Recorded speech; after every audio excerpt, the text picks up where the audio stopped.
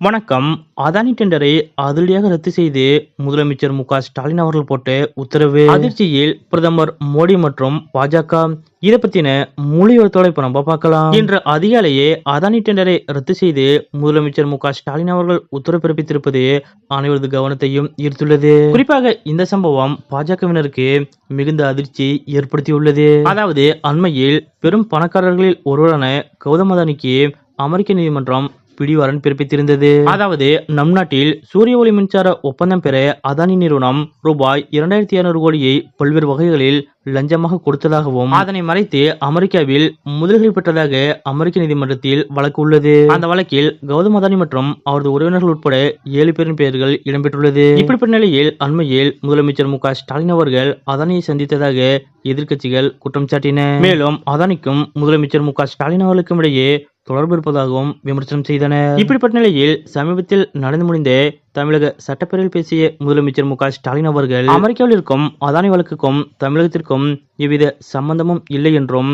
என்னை அதானி சந்திக்கவில்லை, நானும் அவரை பார்க்கவும் இல்லை என்று முதலமைச்சர் மு.க. ஸ்டாலின் அவர்கள் உறுதிபட தெரிவித்திருந்தார். இப்படிப்பட்ட நிலையில் இன்றைய தினம் அதானிக்கு சாக் தரும் வகையில் ஸ்மார்ட் மீட்டருக்கான டெண்டரை அதிரடியாக தமிழக அரசு ரத்து செய்துள்ளது. இது பாஜகவினருக்கு மிகுந்த அதிர்ச்சியை ஏற்படுத்தியுள்ளது. அதாவது அதானி, அம்பானி உள்ளிட்டவர்களோடு மத்திய பாஜக அரசு இணக்கமாக செயல்பட்டு வருவதாக கூறப்படுகிறது. இதனை எதிர்த்து தொடர்ந்து இந்தியா கூட்டணி கட்சியைச் சேர்ந்த எம்பிக்கள் நாடாளுமன்றத்தில் பாஜகவை சரமாரியாக கேள்வியும் எழுப்பி வருகின்றனர். குறிப்பாக அதானி அம்பானி விவகாரத்தை மையப்படுத்தி ராகுல் காந்தி அவர்களும் திமுக எம்பிக்களும் நாடாளுமன்றத்தில் பாஜகவினரை கதிகலங்க செய்ததும் குறிப்பிடத்தக்கது. இப்படிப்பட்ட நிலையில்தான் முதலமைச்சர் மு.க. ஸ்டாலின் அவர்கள் அதானியை சந்தித்ததாக கூறி எதிர்க்கட்சியினர் விமர்சனம் செய்ததோடு சர்ச்சையும் கிளப்பியிருந்தனர். ஆனால் நான் அதானியை சந்திக்கவே இல்லை என்று சட்டமன்றத்திலே விளக்கம் கொடுத்து எதிர்க்கட்சிகளின் திட்டத்திற்கு முற்றுப்புள்ளி வைத்தார் முதலமைச்சர் ஸ்டாலின். இந்த நிலையில்தான் தமிழகத்தில் ஸ்மார்ட் மின் மீட்டர்கள் கொள்முதலுக்காக கொடுக்கப்பட்ட சர்வதேச டெண்டரை டான்ஜென்கோ ரத்து செய்துள்ளது.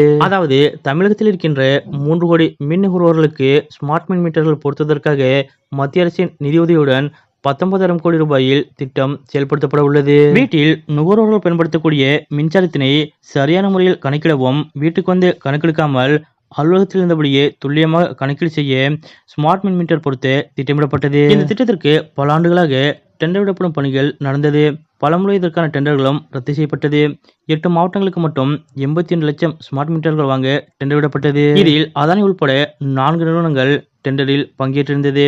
இதில் அதானி நிறுவனம் தான் 4 நிறுவனங்களில் மிக குறைவான தொகையை கூறியிருந்தது. இருப்பினும் தமிழக அரசு நிர்ணயித்திருந்த தொகையை விட அதானி நிறுவனத்தின் தொகை அதிகமாக இருந்ததால் அந்த டெண்டரை ரத்து செய்ய உத்தரவிட்டுள்ளது. இதனால் ஸ்மார்ட் மின் மீட்டர் கொள்முதலுக்கான டெண்டரானது மீண்டும் விடப்படும் என்று தமிழக மின்சார வாரியம் தெரிவித்துள்ளது. முன்னதாக இதுகுறித்து முதலமைச்சர் மு.க. ஸ்டாலின் அவர்களிடம் கலந்தாலோசிக்கப்பட்டதாக கூறப்படுகிறது.